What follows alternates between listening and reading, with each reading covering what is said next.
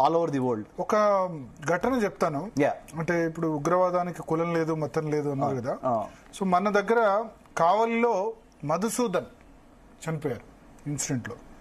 మధుసూదన్ భార్య కామాక్షి కొద్దిసేపటి క్రితం పవన్ కళ్యాణ్ విజిట్ చేశారు. పవన్ కళ్యాణ్తో ఏం చెప్పారంటే మతం అడిగి మరి కాలు చంపారట. అక్కడ కొద్దిమంది చెప్తున్నారు అక్కడ ముస్లిమ్స్ లోకల్స్ వాళ్ళు రక్షించే ప్రయత్నం, మొత్తం 26 మంది చనిపోతే ఒక క్రిస్టియన్ ఒక ముస్లిం ఉన్నారు. కొద్దిమంది డైవర్ట్ కూడా చేశారట ఆమె చెప్పిన దాని ప్రకారం. చాలా దీనగాథ.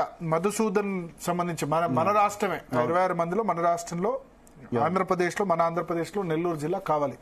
ఆయన జనసేన క్రియాశీలక సభ్యుడు జనసేన పార్టీ. అందుకని పవన్ కళ్యాణ్ స్వయంగా వెళ్ళి ఆయన పరామర్శించారు. అయితే ఆ భార్య కామాక్షి ఆమె మధుసూదన్ రావు గారు సతీమణి చెప్పింది ఏంటంటే సురక్షితంగా ఉంటుందనే నమ్మకంతో విహారయాత్రకు వెళ్ళాము, ఇలాంటి దారుణం జరుగుతుందని ఊహించలేదు. ఉగ్రవాదులు నా కళ్ళ ఎదుటే నా భర్తను చంపేశారు.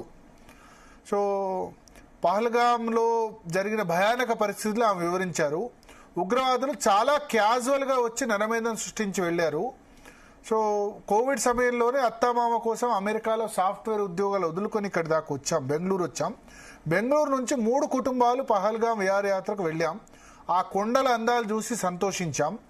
మినీ స్విట్జర్లాండ్ గా పిలిచే ప్రాంతానికి గుర్రాలపై వెళ్ళాం. అక్కడ భోజనం చేసి బయటకు వచ్చిన కొద్దిసేపటికే కాల్పుల శబ్దాలు వినిపించాయట.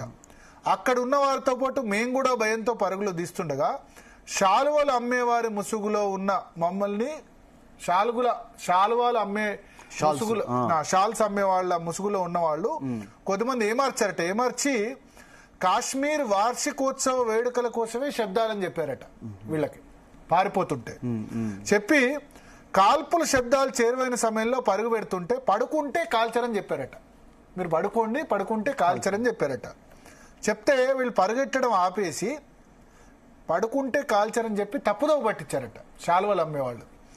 మీరు పడుకుంటే కాల్చరంటే వీళ్ళు పడుకున్నారట. చేతులు పట్టుకొని పిల్లల్ని నిన్ను దేవుడు కాపాడుతాడు ఏమీ కాదని నా భర్త చేయి గదుపుతూ చెప్పారట. ఏం కాదు దేవుడు కాపాడుతాడు. తల పైకి ఎత్తవద్దని చెప్పారు. ఇద్దరం నేలపై చేతులు పట్టుకొని పడుకొని ఉండగా ఎవరో నడుచుకుంటూ వచ్చిన శబ్దం వినిపించిందట. హిందూనా ముస్లిమా అని అడిగారట. వాళ్ళు స్పందించలేదట. హిందువా ముస్లిం చెప్పలేదు. వెంటనే షార్ట్ సౌండ్ వినిపించింది. నా భర్త రక్తంతో నా దుస్తులు మొత్తం దడిచిపోయాయి. నా భర్తని కాల్చిన తర్వాత ఎవరైనా రక్షిస్తారని బయటకు పరుగులు తీశాను, ఎవరూ కనిపించలేదు. తర్వాత కొద్దిమంది ఆర్మీ క్యాంపుకు వద్దకి తీసుకెళ్లినట్టు తెలిపారు. ఉగ్రవాదులు అత్యంత క్రూరంగా ప్రవర్తించారు. చిన్నపిల్లలు ఉన్నారని కాళ్లు పట్టుకున్నా వారిని వదలలేదు. తల్లి ఎదుటే కొడుకుని, భర్త ఎదుట భార్యని హతమార్చారు. సో క్యాజువల్ గా నడుచుకుంటూ వచ్చి మారణహోమం సృష్టించి అంతే క్యాజువల్ గా వెళ్ళిపోయారు. నా కొడుకు మా నాన్నని కాపాడమని 4 గంటల పాటు మా ఇంటి దైవం నరసింహస్వామిని వేడుకుంటూనే ఉన్నాడు. భార్యాభర్తలు ఇద్దరం సాఫ్ట్వేర్ ఉద్యోగులు అని ఇప్పటి వరకు తమ కుటుంబానికి ఒకరి వద్ద కూడా చేయి జాజే పరిస్థితి రాలేదని అవి చెప్పారు.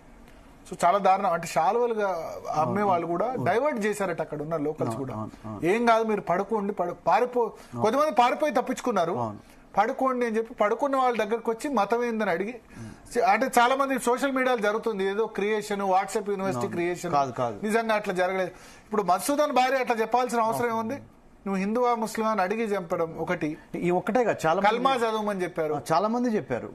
ఇది అంటే ఇదేదో భయభ్రాంతులను చేయటానికో లేకపోతే ఒక మతానికి వ్యతిరేకంగా ప్రచారం చేయడానికి చేసింది కాదు. 100% రిలీజియస్ ఇంటాలరెన్స్, మతపరమైన పరమత సహనం, అంటే పరమత సహనం నశించి తప్పనిసరిగా ఇది ఒక మతానికి, అంటే మన హిందూ మతానికి సంబంధించిన వాళ్ళని చంపాలనే చంపారు. దాంట్లో ఎటువంటి సందేహము లేదు. కానీ గుడ్డిలో మెల్లన్నట్టు కొంతమంది ముస్లిమ్స్ పోనీ అంటే చిన్న సైజు గుర్రం, ఆ గుర్రం ద్వారానే పైకి వెళ్ళాలి ఆ బైసరన్ వ్యాలీలో. ఆ పోనీ ఆ గుర్రాన్ని నడిపే ముస్లిం యువకుడైతే మాత్రము కాపాడే ప్రయత్నం చేశాడు. సో కానీ మొత్తం మీద చూసుకున్నట్లయితే హిందువులనే టార్గెట్ చేశారు. కానీ ఒకళ్ళిద్దరు ముస్లింస్ మట్టికి హిందువుల్ని కాపాడే ప్రయత్నం కూడా జరిగింది. సో మనం రెండింటిని పరిగణలో తీసుకోవాలి. కానీ 100% మనము లౌకిక రాజ్యం కాబట్టి రిలీజియస్ టాలరెన్స్ తోనే ఉండాలి. కులాలు, మతాలు, ప్రాంతాలకు అతీతంగా ఒకటే పార్టీ, ఒకటే ఎజెండా, జాతీయ భద్రత. ఇప్పుడు ఒకటి అంటే నేనేమంటా అంటే ఒకటి